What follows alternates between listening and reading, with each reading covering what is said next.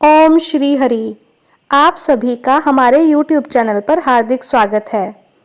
इससे पहले कार्तिक मास माध्यमिक के पहले अध्याय में आपने जाना था कि किस प्रकार श्री ब्रह्मा जी ने देवर्षि नारद को कार्तिक मास के सभी नियमों के बारे में और कार्तिक मास के पूजन के बारे में बताया था। आज आप जानेंगे कार्तिक मास महत्व के दूसरे अध्याय के बारे में। आज की वीडियो में जो तारा भोजन किया जाता है उसकी कथा भी सुनेंगे। आज के अध्याय का कार्तिक मास के लिए श्रेष्ठ कार्यों, तुलसी जी की महिमा और पूजा आराधना के बारे में जानेंगे। इतना सुनने के बाद देवर्षि नारद ने श्री ब्रह्मा जी से प्रार्थना की कि हे जगत पिता, अब आप मुझे कृपा करके उस उत्तम देवता के बारे में बताइए जिनका पूजन इस माह में किया जाता है। ब्रह्मा जी ने उत्तर दिया, हे वत्स, गंडकी नदी के उत्तर की ओर गिरिजा के दक्षिण में 40 कोस की भूमि माँ क्षेत्र कहलाती है। वहां पर शालिग्राम और गोमती चक्र पाए जाते हैं। इनका पूजन करने और चरणामृत लेने से मनुष्य मुक्ति प्राप्त कर लेता है। जिस गोमती में एक चक्र हो उसे सुदर्शन, जिसमें 2 चक्र हो उसे नारायण, और जिसमें 3 चक्र हो उसे अच्युत, जिसमें 4 चक्र हो उसे जनार्दन, और जिसमें 5 चक्र हों उसे वासुदेव, जिसमें 6 चक्र हों प्रद्युम्न, जिसमें 7 चक्र हों उसे संकर्षण, जिसमें 8 चक्र हों उसे नलकुंवर, जिसमें 9 चक्र हों उसे व्यूह, जिसमें 10 चक्र हों उसे दशावतार कहा जाता है। इनके दर्शन मात्र से ही मनुष्य मोक्ष को प्राप्त हो जाता है। जो भगवान के सामने वीणा या बंशी हो जाता है या गायन करता है, वह भी स्वयं भगवान को प्राप्त हो जाता है। जो भगवान के आगे कार्तिक मास में मृदंग बजाता है, भगवान उसे अपना सर्वप्रिय भक्त समझते हैं। जो भगवान के सामने नित्य श्रद्धा से धूप जलाता है, वह कभी भी नरक में नहीं जाता। शंख में भरा हुआ या भगवान पर अर्पित किया हुआ जल अंगों से स्पर्श करने पर संपूर्ण रोग और पाप नष्ट होकर मनुष्य मुक्ति को प्राप्त कर लेता है। पूजन चाहे मंत्रों द्वारा पूरी विधि विधान से किया जाए या फिर सामान्य रूप से, परंतु मन में श्रद्धा होनी चाहिए। श्रद्धा और निष्ठा से किया गया कार्तिक मास का स्नान, ध्यान, पूजा, पाठ और व्रत फलदायी होता है। देवर्षि नारद स्वयं परम ज्ञानी थे। वह ब्रह्मा जी से यह सब प्रश्न संसारिक प्राणियों की भलाई के लिए कह रहे थे। अतः श्री ब्रह्मा जी से देवर्षि नारद ने पूछा, हे पितामह, आप कार्तिक मास में जो दीप दान किया जाता है उसका महत्व सुनाने की कृपा कीजिए। नारद जी का यह प्रश्न सुनकर ब्रह्मा जी बोले, हे पुत्र, दीप चाहे स्वर्ण का हो या चांदी का, तांबे का हो या मिट्टी का, अपनी सामर्थ्य और श्रद्धा के अनुसार कार्तिक मास में दान अवश्य ही करना चाहिए। कार्तिक मास में दीपदान करते समय समस्त पापों का नाश होता है।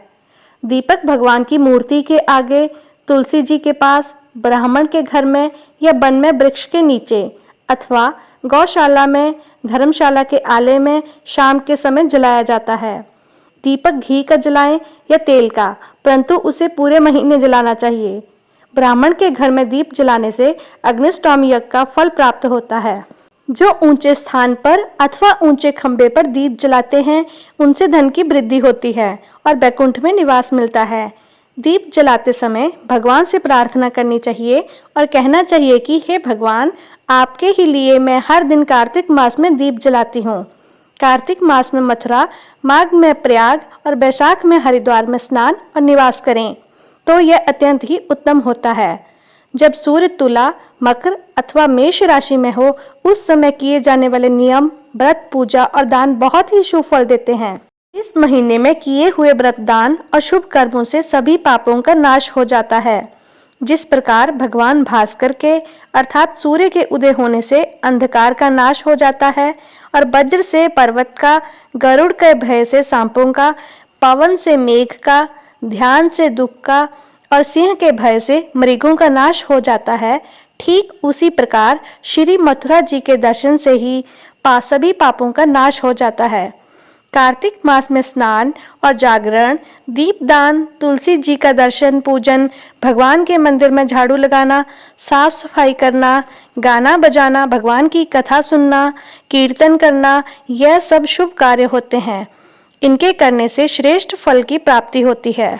पूर्व जन्मों के पापों को नष्ट करने के लिए कुछ न कुछ व्रत, दान, भजन, पूजन आदि करना अति उत्तम रहता है। श्री ब्रह्मा जी के मुख से पूर्व जन्म के पाप शब्द सुनकर देवर्षि नारद ने पूछा, हे विधाता, अभी अभी आपने कहा कि कार्तिक मास में स्नान दान करने से पूर्व जन्म के पाप नष्ट हो जाते हैं, तो किसी को ये कैसे पता चलेगा कि उसने पूर्व जन्म में किस प्रकार पाप किए हैं? किस प्रकार हम अपने पूर्व जन्म के पापों को जान सकते हैं? यह सुनने की भी मेरी इच्छा है।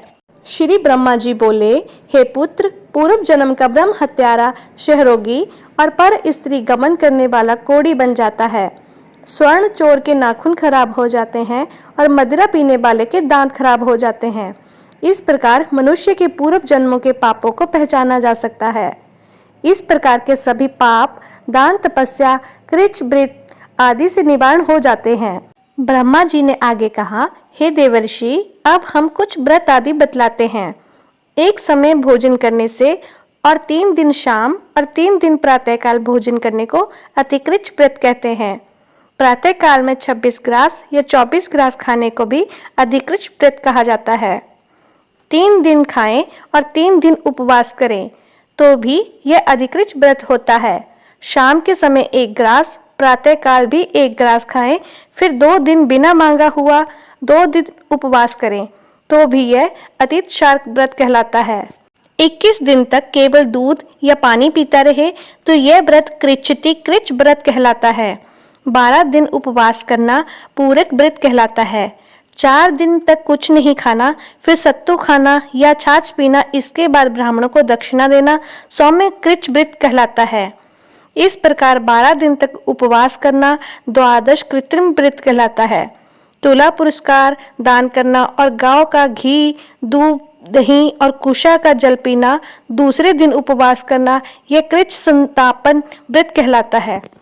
कार्तिक शुक्ल चतुर्दशी को भगवान का पूजन करना चाहिए। उस रात को उपवास रखकर और कमर तक जल में खड़े रहकर रात्रि भर भजन करने से जल कृच व्रत कहलाता है। जो इस व्रत को करता है वह वैकुंठ को प्राप्त होता है। कार्तिक की सप्तमी को घी खाकर फिर एकादशी को उपवास पितामह कृच व्रत कहलाता है।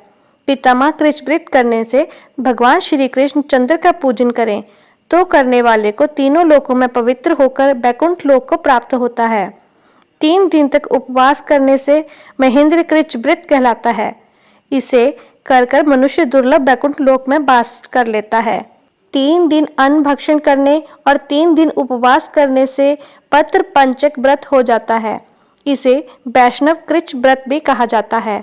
अगर एकम से पंचमी तक केवल दही खाएं, फिर एकादशी और द्वादशी को भगवान का पूजन करें तो उसे परम कृच व्रत कहा जाता है। इसके करने से श्वेत द्वीप पर वास मिलता है। जो शुक्ल पक्ष की एकम से प्रतिदिन 1-1 ग्रास कम करता है और अमावस्या को कुछ नहीं खाता तो यह चंद्रायण व्रत कहलाता है। 1 ग्रास 2 तोले अर्थात 25 ग्राम के लगभग माना जाता है। एक बार में जितना भोजन आसानी से मुंह में चला जाए उतना ही ग्रास होना चाहिए। कृष्ण पक्ष के आदि में अर्थात शुरुआत में 14 को 5 ग्रास और फिर हर दिन 1-1 ग्रास बढ़कर एक पक्ष में 240 ग्रास पूरे करने चाहिए। इसे भी चंद्रायन व्रत कहा जाता है। जो व्यक्ति कार्तिक सुदी सप्तमी, अष्टमी, नवमी और दशमी को जल कमल खाए फिर एकादशी को उपवास करे तो ये लक्ष्मी व्रत कहलाता है। इस लक्ष्मी व्रत को करने वालों पर श्री लक्ष्मी जी की कृपा बनी रहती है और अंत में उन्हें भगवान विष्णु के वैकुंठ लोक में वास मिलता है। प्रतिदिन प्रातःकाल 4-4 ग्रास और सायंकाल ना खाने से शिशु चंद्र ग्रहण व्रत होता है। पूरे कार्तिक मास में तुलसी जी की पूजा और आंवले की पूजा करनी चाहिए। अगर स्त्री व्रत करे तो अपने पति की दीर्घायु की कामना भी करे। व्रत समाप्ति के बाद किसी ब्राह्मण को गोदान या अपनी सामर्थ्य के अनुसार दान दक्षिणा और भोजन आदि देना चाहिए। इन व्रत को करने से व्रत करने वाला भगवान का प्रिय पात्र तो बन ही जाता है, इस लोक में वह सभी सुख और ऐश्वर्य को भोग कर अंत में मोक्ष भी प्राप्त कर लेता है। ऐसा कहकर श्री ब्रह्मा जी कुछ देर के लिए मौन हो गए।